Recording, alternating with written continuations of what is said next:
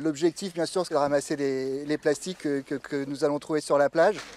C'est parti pour une pêche inhabituelle.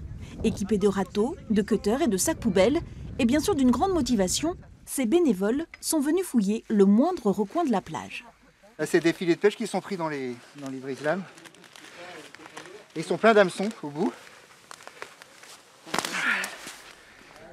Des filets en plastique aux effets redoutables sur la nature.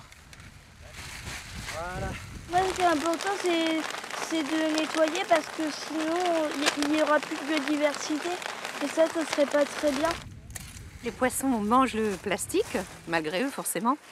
Et donc forcément, on le retrouve dans l'assiette. C'est obligé. On a presque 1600 espèces qui sont impactées par le plastique dans le monde. Les oiseaux ont un taux de mortalité très très important avec les déchets plastiques.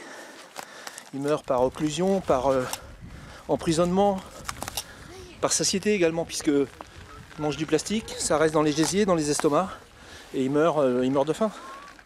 Ici à Grand-Cammézy, à proximité d'une zone de pêche, 200 kg de déchets vont être collectés en moins de 2 heures. Des plastiques comme ceux-ci sont des plastiques qui sont très facilement recyclables, c'est des polyéthylènes.